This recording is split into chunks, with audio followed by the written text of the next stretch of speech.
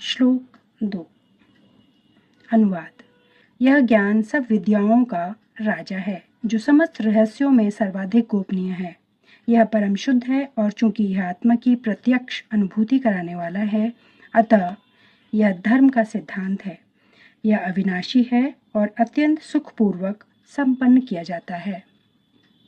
तात्पर्य: भगवत गीता का यह अध्याय विद्याओं का राजा राजविद्या कहलाता है, क्योंकि यह पूर्ववर्ती व्याख्याति समस्त सिद्धांतों एवं दर्शनों का सार है।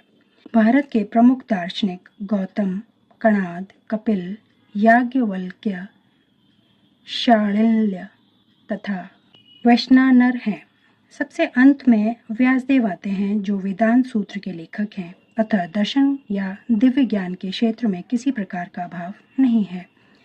अब भगवान कहते हैं कि यह 9वां अध्याय ऐसे समस्त ज्ञान का राजा है। यह वेदा अध्ययन से प्राप्त ज्ञान एवं विभिन्न दर्शनों का सार है। यह गुह्यतम है, क्योंकि गुह्य या दिव्य ज्ञान में आत्मा तथा शरीर के अंतर को जाना जाता है। समस्त गुह्य ज्ञान के इस राजा राजविद्या की पराकाष्ठा है भक्ति योग। सामान्यतः लोगों को इस गुह्य ज्ञान की शिक्षा नहीं मिलती, उन्हें ब्रह्म शिक्षा दी जाती है। जहाँ तक सामान्य शिक्षा का संबंध है, उसमें राजनीतिक, समाजशास्त्र, भौतिकी, रसायन शास्त्र, गणित, ज्योतिर्विज्ञान, इंजीनियरिंग आदि में मनुष्य व्यस्त रहते हैं। विश्व भर में ज्ञान के अनेक विभाग हैं और अनेक बड़े बड़े विश्वविद्यालय हैं, किंतु दुर्भाग्यवश कोई ऐसा विश्वविद्यालय या शैक्षिक संस्था नहीं है जहां आत्मविद्या की शिक्षा दी जाती हो। फिर भी आत्मा शरीर का सबसे महत्वपूर्ण अंग है।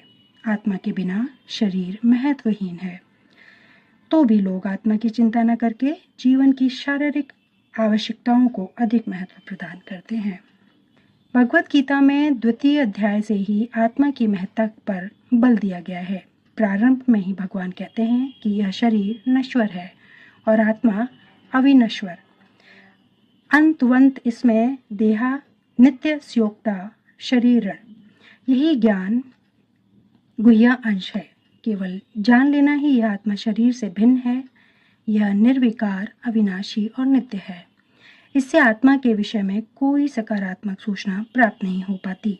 कभी कभी लोगों को यह भ्रम रहता है कि आत्मा शरीर से भिन्न है, और जब शरीर नहीं रहता या मनुष्य को शरीर से मुक्ति मिल जाती है तो आत्मा शून्य में रहता है और निराकार बन जाता है।